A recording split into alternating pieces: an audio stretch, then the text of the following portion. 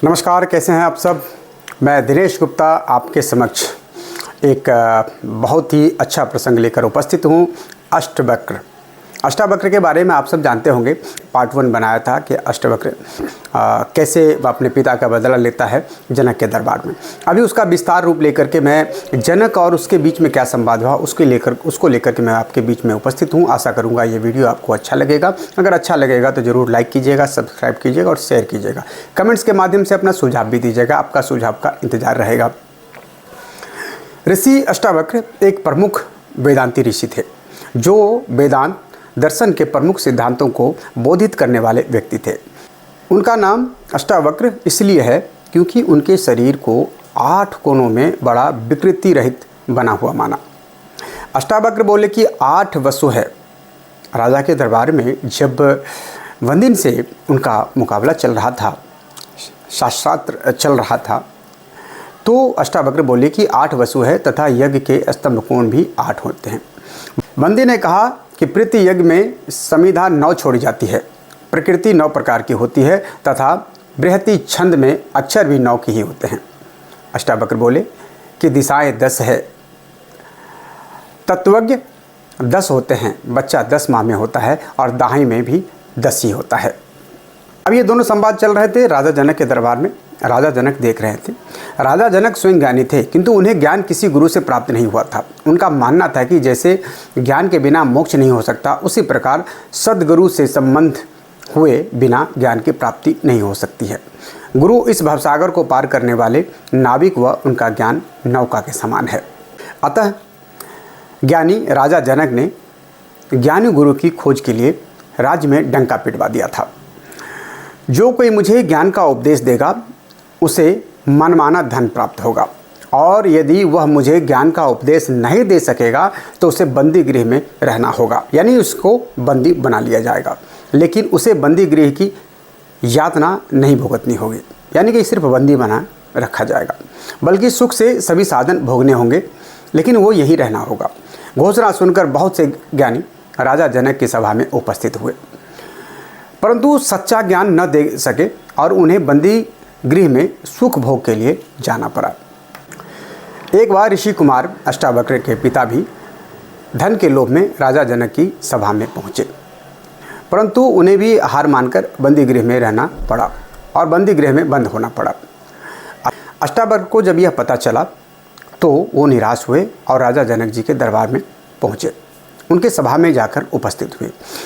राज दरबार में दरबारी सुंदर पोशाक और आभूषणों से सज धर कर बैठे थे जो भी दरबारी थे, और राजा जनक राजसी ठाठ भाग से अपने सिंहासन पर विराजमान थे।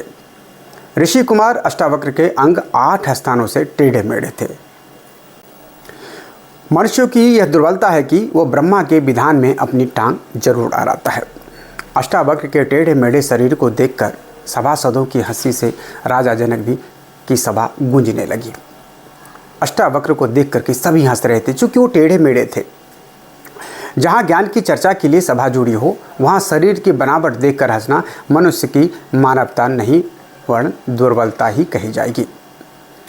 अष्टावक्र ज्ञान की चर्चा कर विजय प्राप्त करने गए थे, इसलिए वे सभासदों के व्यवहार से विचलित नहीं हुए, क्योंकि ज्ञानियों के लिए मान अपमान सब समान होता है। अष्टावक्र ने सभासदों की हंसी का उत्तर और अधिक ठहाकों से दिया। जब सभा सदस्य हंस रहे थे तो उसको देखकर अष्टावक्र भी इतनी ज़ोर ज़ोर से हंसने लगा कि सब चौंक गए। अष्टावक्र को इतनी ज़ोर से हंसते देखकर राजा जनक ने उनसे पूछा, ऋषि कुमार आप क्यों हंस रहे हैं? अष्टावक्र ने कहा, यह प्रश्न तो मुझे आपसे करना चाहिए, क्योंकि आप लोग मेरे दरबार में पहुंचते ही हंसते। जैसे मैं पहुंचा आप हंसना शुरू कर दिए थे, आप भी हंस रहे थे। तो ये मुझे आपसे प्रश्न पूछना चाहिए था राजन कि आप क्यों हंस रहे थे? राजा जनक ने कहा, आप टेढ़े मेढ़े शरीर को देख करके हम लोगों की हंसी आ गई। आपका जो टेढ़ा मेढ़ा शरीर है उसको देख करके हम लोगों की हंसी आ गई। आपको दुख नहीं मानना चाहिए, परंतु आप क्यों इतने ज़ोर से हंसे? अष्टावक्र ने कहा, मुझे तो आप लोगों के आंतरिक शरीर को देख करके हंसी आई। इतने सुंदर शरीरों के अंदर कितनी कलुषता भरी पड़ी है। ज्ञानी राजा जनक जिनकी सभा में ज्ञान की चर्चा होनी है, उनके सभासद तथा स्वयं वे भी शरीर के रंग रूप और बनावट के प्रेमी हैं आप भी राजा जनक।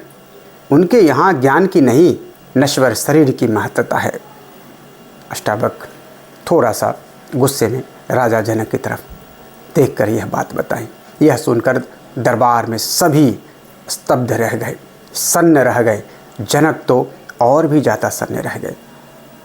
रात्रि में अष्टावक्र जी को राजा जनक के अंतःपुर में ठहराया गया और खूब सत्कार किया गया, किंतु राजा जनक की आंखों में नींद कहाँ। ऋषि कुमार अष्टावक्र की बातों को उनके मस्तिष्क में झंझावत उत्पन्न कर रही थी और उन्हें बेचैन कर रही थी। राजा जनक रात्रि में ही अष्टावक्र के पास जाकर बोले, ऋषि कुमार, मुझे पूर्ण विश्वास हो गया है कि आप मुझे सच्चा ज्ञान प्रदान कर सकते हैं। अष्टावक्र जी ने कहा, ज्ञान प्रदान करने के लिए मुझे गुरु दक्षिणा चाहिए महाराज। राजा जनक ने कहा, आप मेरा पूरा खजाना ले लीजिए, परंतु मुझे ज्ञान प्रदान कर दीजिए ऋषिवर, मुझे ज्ञान प्रदान कर दीजिए। अष्टावक्र ने कहा, यह खजाना तो राज्य का है, इस पर आपका कोई हक नहीं, कोई अधिकार नहीं। मुझे तो आपका मन चाहिए गुरु दक्षिणा में।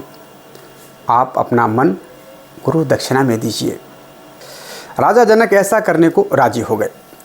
अष्टावक्र ने कहा, मैं 1 सप्ताह बाद आकर तुम्हें ज्ञान प्रदान करूंगा, परंतु यह याद रखना कि आपने अपना मन मुझे संकल्प कर दिया है, यानी कि मुझे दे दिया है। इसके बाद अष्टावक्र अपने पिता को बंदीगृह से छुड़ाकर घर पहुंचाए। इधर राजा जनक की दशा बड़ी विचित्र हो गई। चलते फिरते खाते सोते उन्हें यही ध्यान रहता था कि उनके मन का संकल्प हो गया है। इसकी चिंता में उनकी सभी क्रियाएं शांत हो गई। 1 सप्ताह बाद अष्टावक्र ने आकर जब राजा जनक से कुशल पूछी तो राजा जनक ने उत्तर दिया, मेरी कुशलता तो अब आपके अधीन है प्रभु।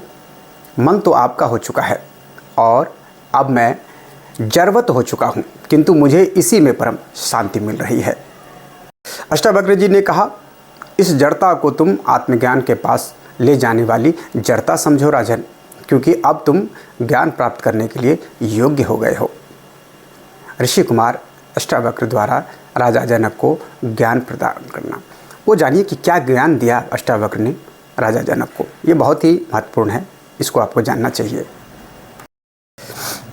अष्टावक्र ने कहा, सांसारिक मोह भोग मन के अधीन है। मन ही देही है, आत्मा विदेही है। मन जब तक शरीर की ओर लगा रहता है तब तक उनकी गति आत्मा की ओर नहीं हो पाती। मनुष्य जब मन को ज्ञान के अधीन कर देता है तब वो आत्मा की ओर बढ़ने लगता है और धीरे धीरे सभी बंधनों से मुक्त होकर जीवन सतचित आनंद बन जाता है। यह शरीर पंचकोशों से बना होता है। अन्न से इसकी उत्पत्ति होती है, इसीलिए इसे अन्नमयी कोश भी कहते हैं। इसके भीतर प्राणमय कोश है और भीतर मनोमय कोश है और उसके बाद विज्ञानमय कोश है। विज्ञानमय कोश के बाद आनंदमय कोश है। आनंदमय कोश में प्रवेश करते ही शरीर को सुख दुख के झंझटों से छुटकारा मिल जाता है। इसके ऊपर है सर्वव्यापक आत्मा। शरीर पर ज्ञान की सत्ता स्थापित होने पर ही आत्मा की प्राप्ति होती है।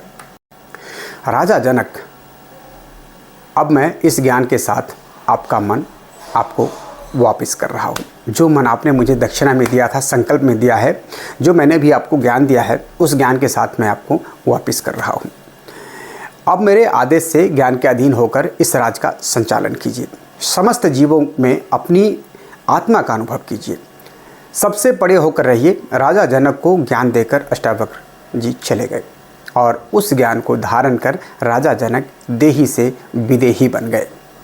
इसीलिए उनको हम विदेही भी कहते हैं। राजा जनक और ऋषि अष्टावक्र के बीच यह संवाद अष्टावक्र गीता के नाम से जाना जाता है। पूर्ण संवाद और बंदिन से पूर्ण साक्षात्कार जो हुआ अष्टावक्र का, वो लंबा विषय है, उसको भी लेकर के अगले एपिसोड में आऊँगा। आशा करता हूँ कि जनक देही से विदेही कैसे हुए, अष्टावक्र ने उनको क्या परिवर्तन उनके जीवन में किया, यह आप जानकर ज़रूर रोमांचित हो उठे होंगे। अगर आपको वीडियो अच्छा लगे तो हमारे चैनल को लाइक कीजिए, सब्सक्राइब कीजिए, शेयर कीजिए और लगातार अपना आशीर्वाद बनाए रखिए। धन्यवाद। नमस्कार।